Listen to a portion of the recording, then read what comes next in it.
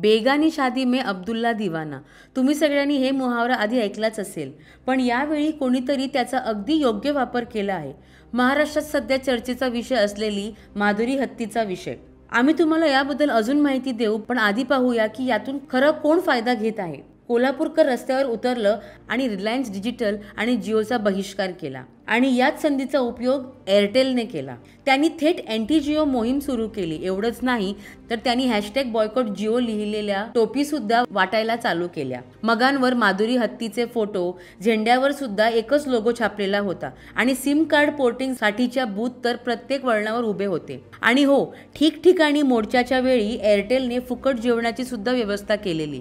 खरंच मौके पे चौका म्हणता तो हाच। एका शहराची लोकसंख्या 16 लाख, त्यापैकी निम्म्या लोकांना जरी हे गिमिक स्वीकारलं तरी एअरटेलच्या शेअर्स एका रात्रीत आकाशाला भिडेल। आणि हे सगळं कोल्हापूरकरच्या उत्साहामुळे। ज्या भागाचा या सर्कशीत काही संबंध नव्हता, जसं की नांदणी, इतर कोल्हापूर जिल्ह्याचे भाग आणि अगदी सांगली सुद्धा, तेही यात ओढले गेले। सगळे स्वतःला हुशार म्हणवतात, पण ही प्रचारकी चाल त्यांना कशी दिसत नाही। माधुरी प्रकरण पहिल्यांदा फक्त तिच्या सुरक्षितेबद्दल आणि तब्येतीबद्दल होतं। नंतर जेव्हा कोर्टने तिचा वंतारामध्ये ट्रान्सफर करण्याचा आदेश दिला तेव्हा हा विषय भावनिक झाला। पण आता emotions have turned into business. कोल्हापूरकरांनी याआधी आपली एकजूट दाखवली आहे। प्राडाचा प्रकरण कुणालाच आता लपलेलं नाहीये। शेवटी प्राडाचे मालकच कोल्हापुरात आले होते लोकांचा संताप थांबवण्यासाठी। याची दुसरी बाजू सुद्धा आपण नक्कीच मांडू। तुमचे मत आम्हाला कळवा आणि पाहत रहा चल बोलून टाक।